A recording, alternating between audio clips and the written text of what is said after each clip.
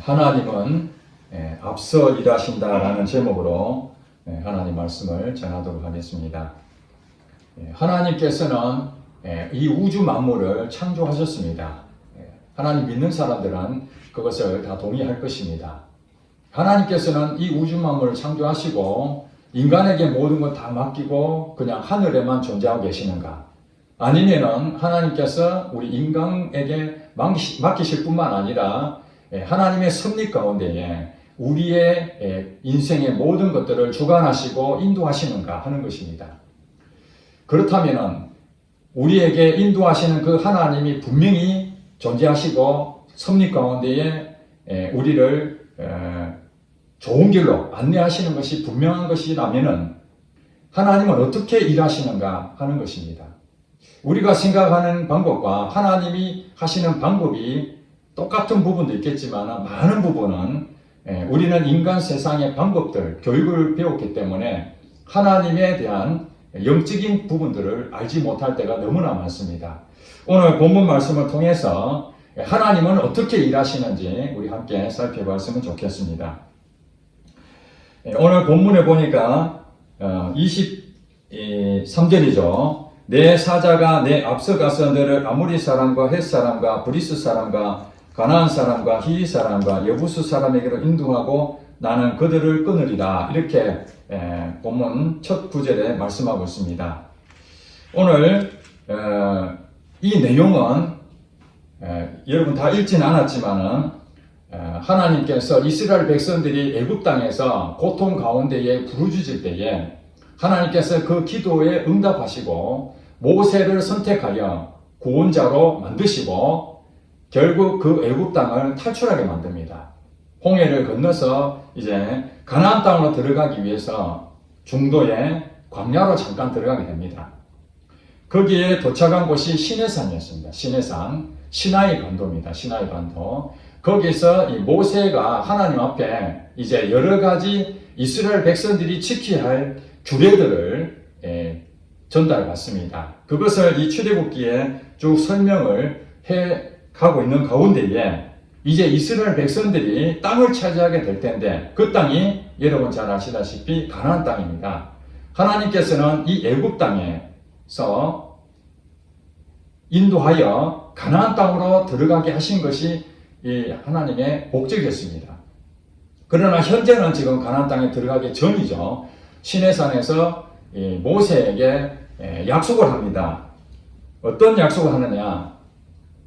오늘 본문 말씀처럼 내 사자가 너의 앞서가서 너를 아모리 사람과 헷 사람과 브리스 사람과 가나안 사람과 히위 사람과 여부스 사람, 이게 가나안 땅의 7 족속들을 지금 설명하고 있습니다. 그들이 거기에 땅에서 번성하고 있는데 거기로 인도하면은 하나님께서 그들을 멸절시키겠다. 그렇게 말씀하십니다. 하나님 방법에 무엇이 중요하냐? 그것은 바로 하나님께서 앞서가서 일하신다는 것입니다. 하나님께서는 그냥 일하시는 것이 아니라 하나님은 항상 계획을 세우십니다. 아브라함을 통해서 이스라엘의 조상을 삼겠다고 하셨지만은 그냥 이스라엘의 조상으로 끝나는 것이 아니라 앞으로 수많은 민족의 너가 근원이 될 것이다. 그렇게 아브라함이 약속하셨잖아요. 그리고 400년이 지나서 비로소 모세를 통해 수백만 명의 민족이 이렇게 구원 얻는 그런 일들이 일어나게 됩니다. 이것은 하나님께서 우리 인간에 살고 있는 것에서 섭리하시고 직접적으로 관여하신다는 것을 알 수가 있습니다. 과거에는 한때는 하나님은 우리가 인간들이 사는 이 세상에 관여도 안 하고 그냥 창조만 하셨다. 그래서 인간 스스로 책임을 지고 열심히 신앙생활을 하면 된다. 이렇게 생각한 때도 있었습니다. 그러나 우리가 성경을 바라보고 오늘 우리 현실을 바라볼 때에 하나님은 저 하늘에서 머물러 계시는 분이 아니라 오늘 이 땅에 우리와 함께 계신다는 것을 알 수가 있습니다. 그런 점에서 이스라엘 백성들에게 함께 하신 그 하나님이 가나안 땅에 들어가는 그 방법들을 일러서 말씀하실 때에 하나님은 앞서가서 그 땅을 다 정리하신다는 거예요.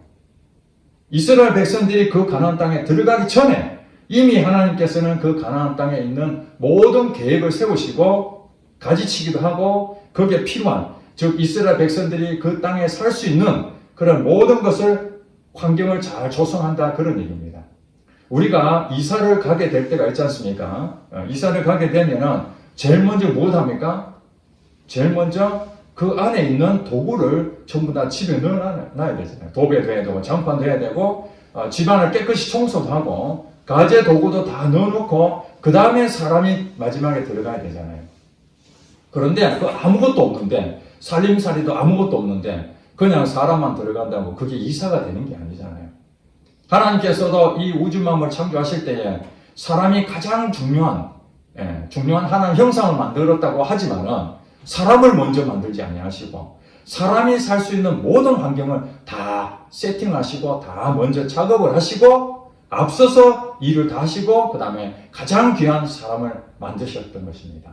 마찬가지로 이스라엘 백성들에게는 가나안 땅에 들어가야 되는데 그 가나안 땅에 들어가기 전에 하나님께서는 다 계획하시고 어떻게 이스라엘 백성들이 잘 살 수 있을지 그걸 다 준비를 하신다는 것입니다. 우리는 그걸 알아야 됩니다. 여러분 인생 가운데에 하나님은 다 계획하고 계십니다. 주변 사람들이 알아주지 않고 인정하지 아니하고 자기 자신이 봐도 내가 뭐 뛰어난 것도 없고 다른 사람 비교해도 아는 것도 없고 잘하는 것도 없고 그야말로 평범한 내 자신인데 누가 나를 알아주겠나? 아닙니다. 사람은 몰라주지만 하나님은 여러분들을 알아준다는 것입니다. 성경에 보니까 모태로부터 하나님이 나를 지었다, 그렇게 설명하고 있는 것을 볼 때에 여러분이 모태에 지어질 때도 하나님은 이미 여러분들을 다 알고 계셨다는 거예요. 여러분들이 이 땅에서 하나님을 잘 믿고 신앙생활 잘하면 알고, 여러분이 하나님을 잘 모르고 여러분 마음대로 인생 산다는 하나님을 모르시냐? 그렇지 않다는 거예요. 여러분들은 신앙생활 잘하든 못하든 여러분 이 땅에 보내질 때부터 하나님은 다 계획을 하시고 앞서서 여러분에게 필요한 부모님, 또 여러분의 가족, 여러분의 또 배우자, 여러분의 주변의 지인들, 여러분이 어디에 살아야 될 것인지, 대한민국에 살아야 될 것인지, 그 다음에 앞으로 생활을 어디서 할 것인지 하나님은 다 미리 가서 앞서 가서 일을 다 하셨다는 것입니다. 이것을 우리가 믿어야 돼요. 하나님이 일하시는 방법은 앞서 가서 일을 하시는 것입니다. 그것을 모르면은 지금 내가 어렵고 답답하고 이럴 때에 정말 하나님이 내 인생 가운데 역사하고 계시는가? 하나님은 지금 내가 힘들어 죽겠는데 하나님은 나에 대해서 이 심정을 알고 계시는가? 하나님이 침묵하시는 것처럼 느껴지면은 신앙생활 할 때에 얼마나 답답합니까? 그러나 하나님께서는 이스라엘 백성들을 가나안 땅으로 들어가기 전에 이미 작업을 다 하신다는 약속의 말씀을 하신 것처럼 나중에 여호수아를 통해서 가나안 땅에 들어가지 않습니까? 가나안 땅에 들어갔을 때에 백성들이 무엇합니까? 하나님 말씀대로 그대로 순종만 하면은 그들은 다 무너지게 되어 있습니다. 이미 싸움도 하기 전에 여리고 성에 정탐꾼을 보냈더니 그 기생 라합이라는 여자가 이스라엘 백성들이 대단한 민족이라는 것을 그들이 벌써 이미 소문을 듣고, 야, 우리 여리고 성을 치면 어떡하지? 간담이 서늘해졌다고 그렇게 고백하지 않습니까? 하나님께서는 이스라엘 백성들이 강대한 나라가 아니었습니다. 오합지졸이었습니다. 그런데 소문에는 이들이 강대하여 우리를 치면 어떡할까? 사실은 가나안 땅에 있는 그 족속들이 더 강했습니다. 군사적으로나 그런 능력이나 이런 부분에서 이스라엘이 비교가 안 될 만큼 무기도 강력했습니다. 그럼에도 불구하고 그들은 이스라엘 백성들이 쳐들어올까 봐 걱정하고 두려워하고, 그걸 누가 했다는 것입니까? 이스라엘 백성들 사람이 한 것이 아니라 하나님을 믿는 백성들에게 하나님은 미리 가서 그 모든 작업을 다 해놨기 때문에 쉽게 여리고성을 정복하게 된 것입니다. 그러면서 하나님께서 이제 그 작업을 다 하시는데 주의해야 될 것을 말씀하고 있습니다. 하나님이 하실 일이 있고 우리가 할 일이 있습니다. 자, 24절에 보니까 너는 너는 여기 모세를 말하지만 사실 이스라엘 백성들을 총칭해서 말한다고 할 수 있습니다. 너는 그들의 신을 경배하지 말며 섬기지 말며 그들의 행위를 본받지 말고 그것들을 다 깨뜨리고 그들의 주상을 부수라 이렇게 명령합니다. 그들이 누굽니까? 가나안 땅에 있는 족속들, 가나안 문화, 즉 사단이 지배한 이 세상 문화를 말합니다. 귀신을 경배하지 말아라는 거예요. 그들은 온갖 잡신을 믿었습니다. 그 대표적인 신이 바알신이죠. 바알신은 존재하지 않는 신입니다. 사람이 만들어낸 신입니다. 그 사람이 만들어낸 신에 대한 배우는 누가 있습니까? 다 사단이 있습니다. 사단이. 하나님을 믿지 못하도록. 인간에게는 하나님을 경배하고자 하는 그런 그 예배의 욕구가 있거든요. 인간은. 예. 어떤 신적인 존재에게 무엇인가 경배하고자 하는 그 마음이 하나님의 형상으로 만들어졌기 때문에 오직 사람만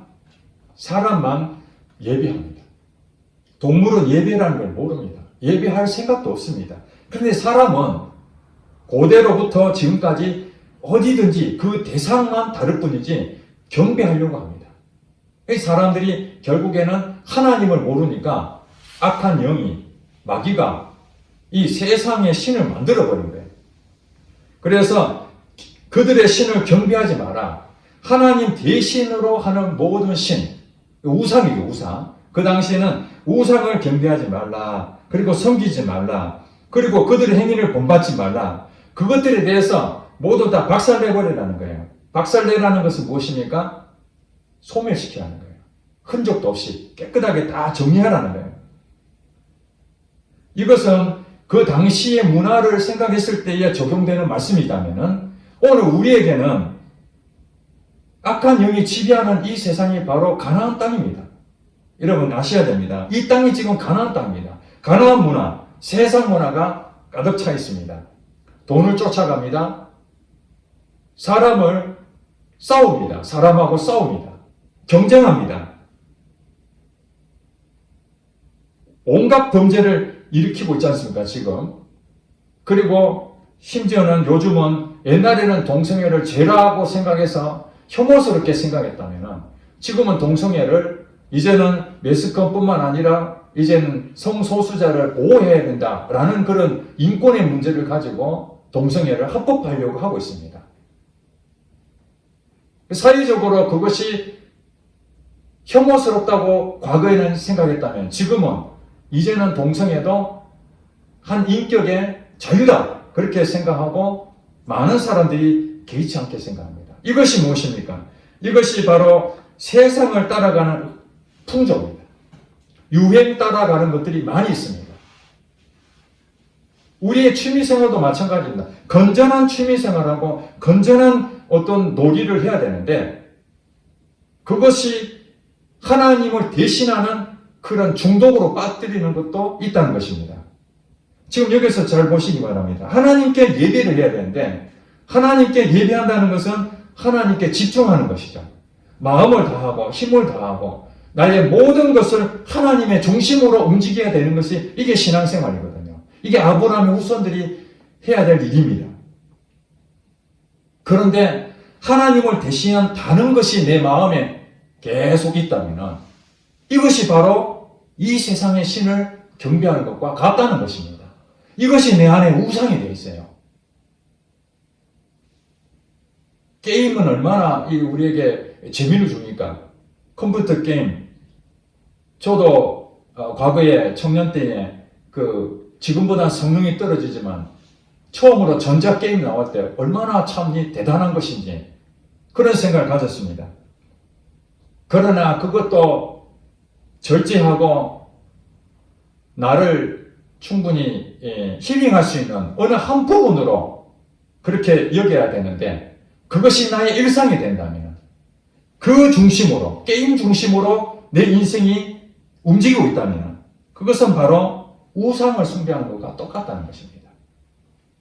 요즘 돈 버는 일이 얼마나 많습니까?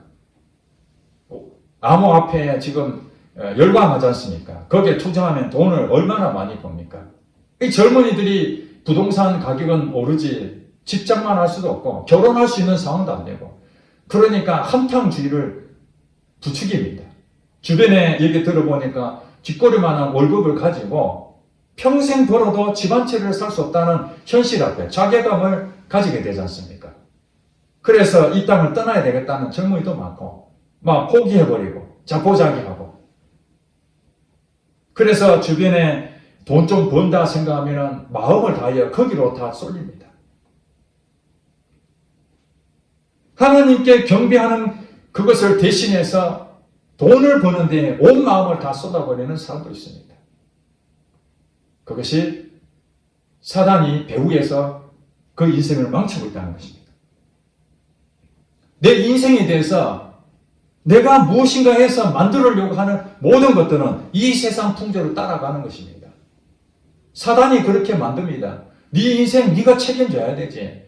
누가 너한테 먹을 거 갖다 주고 가만히 있어봐. 너 굶어 죽어. 그러니 부지런히 가서 돈을 벌어. 잘 들어보면은 굉장히 좋은 말이죠. 남을 의지하지 말고 너 스스로 일어서. 그러나 자세히 보면은 나의 인생은 내가 책임져야 되는 거예요. 그러니까 남을 경쟁해서라도 내가 높은 자리에 올라가야 되는 거죠. 돈도 많이 벌어야 됩니다. 사람들에게 인정을 받기 위해서. 그러다 보면은 이제 내 안에 무엇이 와 있습니까? 하나님을 믿는다 하지만은 실제로 혼합신앙이 되어버리는 거예요. 교회에 와서는 하나님을 찬양합니다. 이렇게 찬송을 부르고 하나님 예배합니다. 아멘 이렇게 하고 교회를 떠나면은 세상 풍조를 따라서 돈에 쫓아다니고 일이 재밌으니까 일이 중독이 되는 사람도 있습니다. 가정이 어떻게 되든지 그 일에 완전히 몰두해서 그렇게 사는 사람도 있고, 여러분 시간을 낭비하는 것도 이것도 하나님에게 집중해야 될 그 시간들이 거기에서 빼앗기고 있다는 거예요. 방탕한 생활. 오늘 매스컴을 통해서 여러분 보세요. 우리가 실질적으로 그런 데 가보지를 않았기 때문에 잘 모르지만은 이 세상의 풍조를 따라가는 사람들은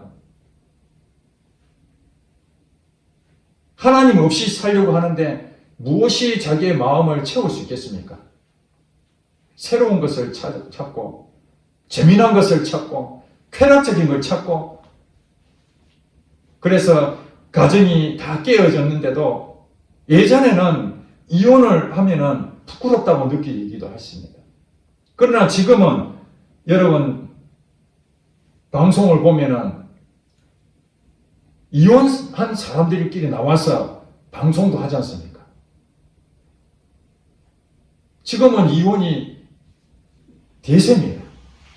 결혼을 끝까지 깨지지 않고 마무리까지 가는 것 자체가 기적이다 할 정도로 앞으로는 그런 사회가 되지 않겠습니까?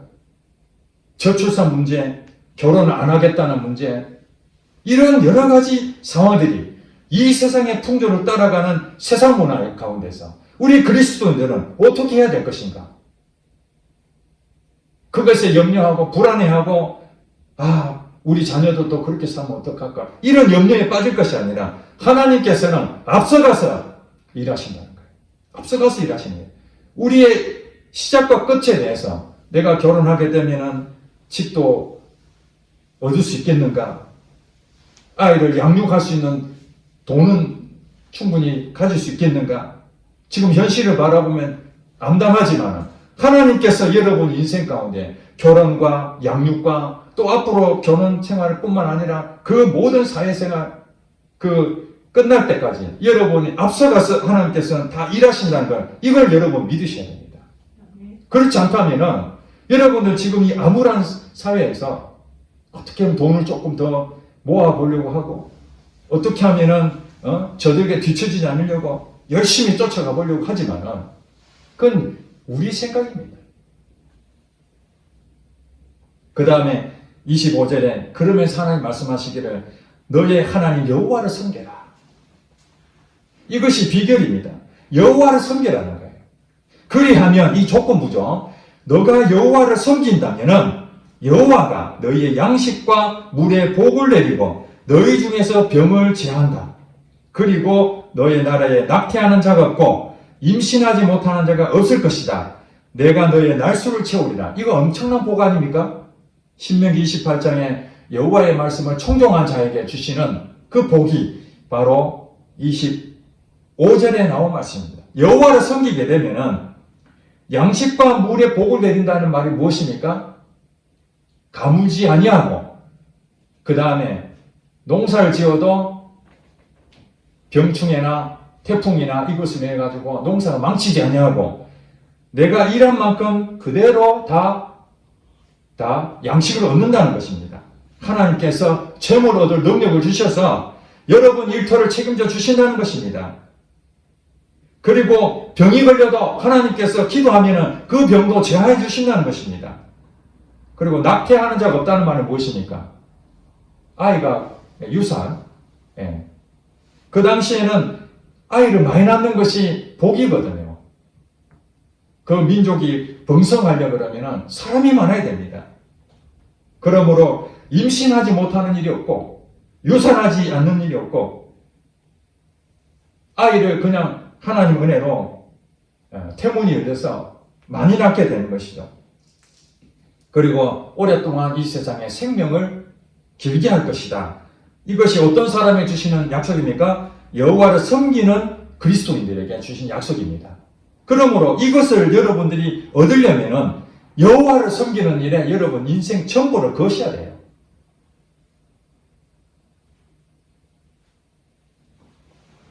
사랑이 여러분에게 하나님이 나의 주인이시다는 이 부분에서 집중하지 못하게 하고 여러분 마음에 다른 것이 있다면은 그거 어떻게 해야 된다고요? 깨뜨려야 됩니다. 부숴버려야 됩니다. 그거는 여러분들이 결단을 해야 됩니다. 이건 누가 해주는 게 아니에요. 여러분이 결단해야 됩니다. 하나님 말씀을 듣고 혹시 내가 하나님에 집중할 수 있는 부분에서 혹시 내가 끊어내지 못하는 그런 것들이 있는가 살피고 그래서 여러분 스스로 안 되지 않습니까? 그러니 하나님 뭐랍니까? 구하라 그러면 주실 것이요. 구하라는 거예요. 우리에게 하나님 원하시는 것은 그러니까 앞서가서 내가 일을 할 테니까 너의 인생을 네가 책임지려고 애를 쓸 것도 없다. 그러면 어떻게 해야 되냐? 내게 구하라는 거예요. 그러면 하나님이 주신다는 거예요. 하나님이 하실 일과 사람이 할 일이 있어요. 하나님이 하실 일은 우리에게 공급자십니다. 하늘로부터 여러분에게 필요한 모든 것을 하나님이 다 공급하십니다. 인간이 할 일이 뭡니까? 구하는 것입니다. 구하고 그 다음에 섬기는 거죠. 그러면은 하나님께서 여러분에게 할 일을 가르쳐 주시고 인도하시고 길을 열어주시고 그럴 때 여러분들이 하나님 말씀대로 순종하는 것이죠. 이 순종하는 것과 내가 내 힘으로 하는 것과 이게 다릅니다. 하나님 말씀을 안 듣고 내 마음대로 하는 것은 이게 순종하는 게 아니에요. 똑같이 행동하지만은 하나님이 말씀해 주시면은 아멘하고 순종하면 이것이 여러분에게 복이 된다는 것입니다. 그러면서 28절, 29절, 30절 중요한 얘기입니다. 내가 왕벌을 너의 앞에 보내리니 다시 한번 반복해서 말씀하는 거죠. 23절 말씀처럼 내 사자를 너 앞서가서 가나안 땅에 있는 족속들을 다 멸한 것처럼 28절에는 왕벌로 바뀌었습니다. 왕벌. 이 왕벌은 하나님의 능력을 말할 수 있습니다. 하나님의 능력을 앞서가서 가나안 땅에 베풀겠다는 거예요. 다 쫓아내겠다. 그 누가 쫓아낸다고요? 하나님이 쫓아내신다는 것입니다. 이스라엘 백성들이 가나안 땅에 들어가서 쫓아내는 일은 하긴 했지만은 그것은 자기가 계획을 짜고 자기 노력으로 된 것이 아니라 하나님의 말씀대로 한 것이거든요. 그러니 하나님이 하신 것이죠. 여러분 잘 아셔야 됩니다. 인간이 일을 하지만은 하나님 말씀대로 하는 행동들은 다 하나님이 하신 거예요. 그러나 하나님이 하시려고 하더라도 여러분들이 순종하지 아니한다면, 불순종한다면 그건 하나님의 뜻이 안 나타나는 겁니다. 여리고성을 돌아라 하는데 안 돌면은 여리고성을 안 무너집니다. 그런데 여리고성을 돈다고 무너지겠어? 그리고 하나님 말씀을 순종하지 아니하면은 여리고성은 무너지지 않겠죠.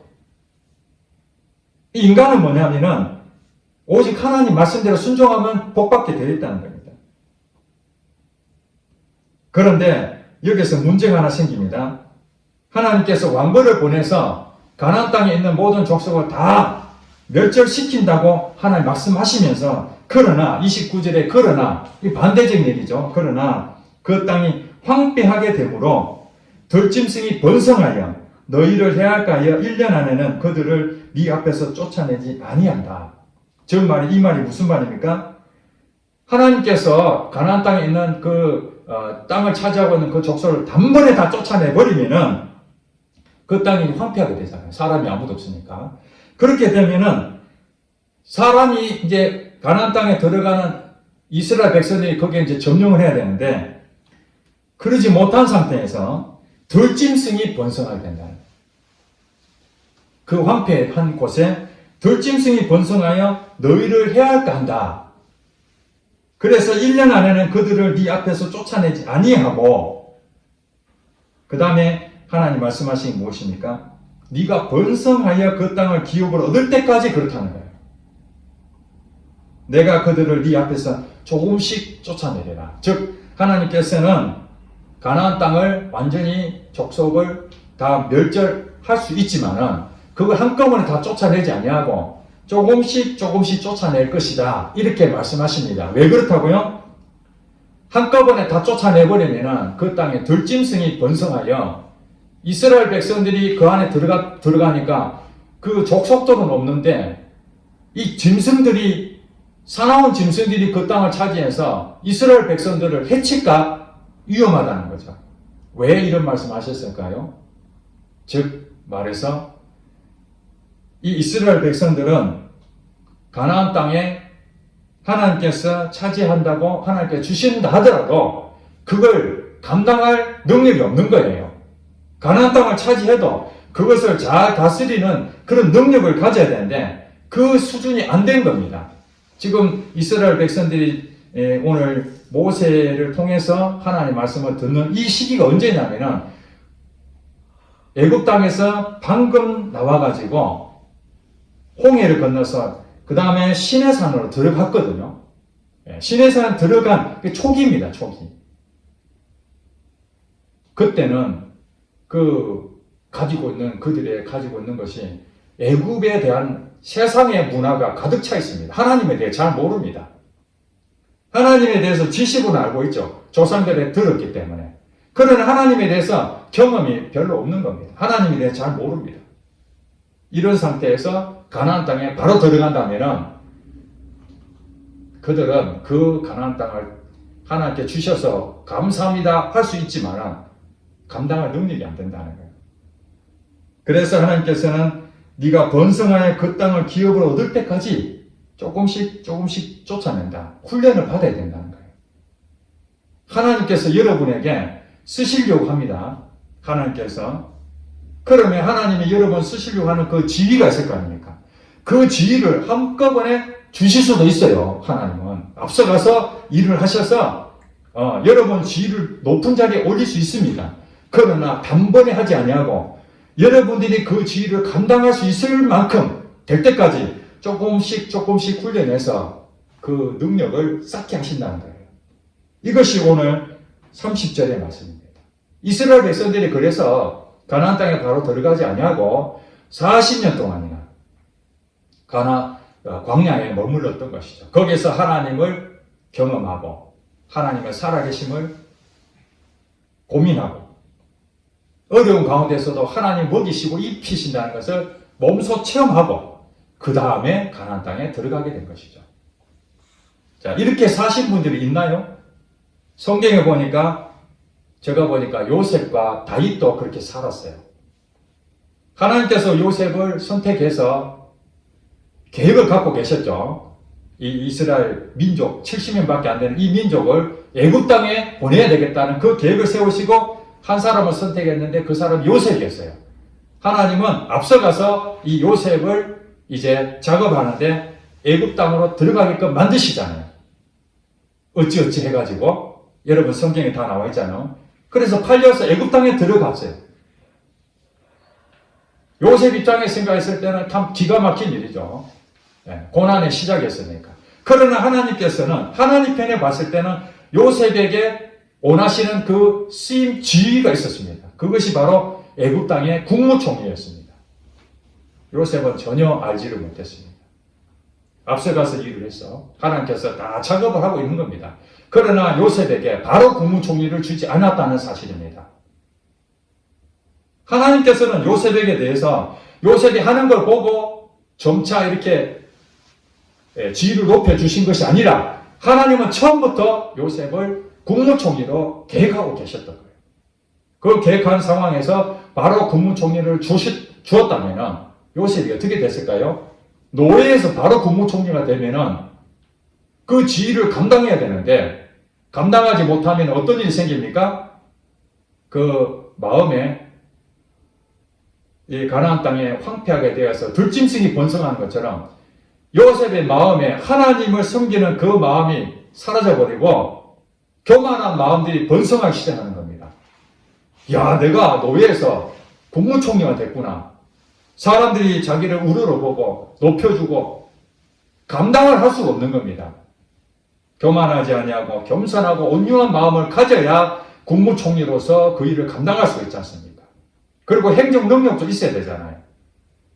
한 나라의 국무총리가 되려면 모든 사람들의 본이 되고 리드할 수 있는 그런 능력을 갖춰야 사람들에게 충분한 그 역할을 할 수가 있는 것이지 하나님이 세우시는 사람은 다 그렇다는 거예요. 단번에 하나님은 주실 수도 있지만 조금씩 훈련하여서 보디발의 가정총무가 되게 만드시고 감옥에 들어가서 이제는 정치인들이 있는 그곳에서도 총무를 하나님께서 섭외하시고 그 다음에 나라를 다스리는 국무총리가 단계별로 이루어 가시는 거죠. 그때마다 요셉은 하나님의 살아계심을 그 시간을 통해서 배우고 그 다음 단계에 나가서 또 그것을 배우고 그 다음 단계에 또 배우고 이렇게 믿음의 지경이 넓혀지면서 그는 영적으로 성숙한 사람이 돼가지고 결국에는 국무총리가 됐는데도 하나님을 배신하고 교만한 그 마음으로 가지 아니하고 그는 끝까지 겸손한 자로 세움을 받을 수 있었다는 것입니다. 다윗도 마찬가지입니다. 어린 소년이었던 다윗은 왕이 될 수 있는 제목도 아니었습니다. 그러나 하나님께서는 그에게 기름을 부으시고 왕이라는 그런 타이틀을 주셨습니다. 그러나 바로 왕이 됐습니까? 아닙니다. 10수년 동안이나 그는 훈련을 받기 시작합니다. 여러 가지 어려움을 겪어서 결국에는 하나님께서 이 정도면 왕이 되겠구나 해서 그때 세우시는 거죠. 저도 처음에는 교회를 세워서 하나님의 그 모든 것을 열정을 다해서 하나님께서 크게 부흥을 할 수 있을 것이라는 그런 기대감이 있었습니다. 아마 교회를 개척하시는 목사님들은 다 많은 영혼을 구원해야 되는 그 사명이 있기 때문에 빠른 시간 내에 성장하기를 바라고 있었을지도 모릅니다. 그런데 현실을 보십시오. 개척을 했지만은 빨리 성장하지 아니하고 오히려 재정적인 어려움과 사람들도 없고 시설도 없고 돈도 없고 이런 여러 가지 어려운 가운데서 도대체 하나님이 살아계시는가 이런 생각하는 목회자들 얼마나 많습니까? 그러나 오늘 이 말씀을 볼 때에 그렇구나. 하나님께서 교회를 세워서 처음부터 수많은 사람들이 찾아오고 놀라운 기적이 나타나고 전도를 안 해도 그냥 교회가 저절로 부흥이 되고 그렇게 된다고 가정한다면 그것이 이런 것을 감당할 만한 그런 능력을 저와 여러분들이 있다면 그건 축복이 되겠지만 그 감당할 능력이 안 되는데도 불구하고 오히려 넘치도록 많이 받아버리면 그것이 바로 우리를 유익하지 못하고 망하게 만든다는 것입니다. 그렇기 때문에 하나님께서는 남들이 볼 때 교회가 왜 저래? 교회가 왜 이렇게 작아? 하나님은 돈이 없나? 왜 사람들을 안 보내줘? 왜 물질도 이렇게 맨날 어려워서 월세 내기도 바빠? 그런 교회가 한국 교회 70%가 넘습니다. 하나님이 살아계시는데 왜 이렇게 우리 교회는 이렇게 어려울까? 그렇게 생각하지요. 저도 오랫동안 그런 의문을 가졌습니다. 그런데 오늘 말씀을 통해서 제가 깨달은 것이 있습니다. 하나님께서는 이 교회를 세우실 것은 하나님이 다 계획을 세우고 계신다는 거예요. 그리고 앞서서 하나님께서 이 겨자씨 교회에 하실 그 모든 것을 하나님 플랜을 다 갖고 계시고 여기서 쓰실 사람도 다 하나님께서 준비하고 계셨다는 거예요. 중간에 왔다 갔다 하는 사람도 있지만은 하나님께서 여기서 헌신하고 하나님의 끝까지 믿음을 지켜서 이 교회를 사랑하고 지킬 사람도 하나님 다 알고 계신다는 거예요. 그래서 우리 실망하지 말라는 거죠. 눈앞에 보는 것을 마음에 빼앗겨서 하나님을 버려버리고 세상으로 가지 말라는 거예요. 우리가 훈련을 받아서 하나씩 하나님 말씀대로 순종해 나가서 믿음의 분량이 커진다면 사람들 오지 마라 그래도 하나님 보내주실 것입니다. 초대교회가 그랬어요. 성령이 부어지니까 구원 얻는 자의 수를 날마다 더해주는 역사가 일어난 거예요. 그들이 그것을 감당할 수 있기 때문에 보내준 것이지 감당하지 못하면 그건 안 되는 것입니다. 그래서 저는 계속해 기도 하나님 보내주시는 것은 하나님이시지만 하나님 제가 늘 구하고 준비하고 하나님 영적 그릇을 키우게 하여 주시옵소서. 세상과 타협하지 아니하고 변질되지 아니하고 오직 하나님만 섬기면서 그래서 하나님과 동행하는 삶으로서 살아내고 우리 성도들도 살아내서 결국에는 이 겨자씨교회가 하나님이 세우셨구나 하나님의 영광을 받으시구나 하는 것을 우리 모든 성도들이 다 하나님의 그 높여드리는 그걸 저는 바라보면 지금도 힘을 내고 목회를 하고 있습니다. 외적인 것을 바라보면은 우리 마음이 다 무너지게 되죠. 그러나 하나님은 외적을 보지 말라는 거예요. 하나님은 일하신다는 거예요. 앞서서 일하시는 거예요. 그 다음에 조금씩 훈련시켜서 우리가 그걸 감당할 수 있을 만큼 그때에 우리는 지혜를 주시고 물질도 주시고 여러분들이 기도하는 그 능력들이 그때 나타나고 여러분 불신자들 전도하는데 단번에 예수 믿으면 좋기는 하겠지요. 그러나 그 간팍했던 마음들이 녹아질 때까지 계속해서 하고 난 다음에 마지막에 빗장이 풀리고 하나님 앞에 돌아오는 그 영혼 바라볼 때에 하나님의 영광을 받으신다. 단번에 모든 것이 성공하는 것이 우리에게 기대하지만은 하나님의 일하시는 방법은 조금씩 통해서 하나님은 일을 이루어 가신다는 사실. 이것을 바라보고 여러분 절대로 실망하지 마시고 낙심하지 마시고 하나님께 기대하고 여호와만 섬기시는 여러분 되시길 주의 이름으로 축복합니다. 아멘. 기도하겠습니다.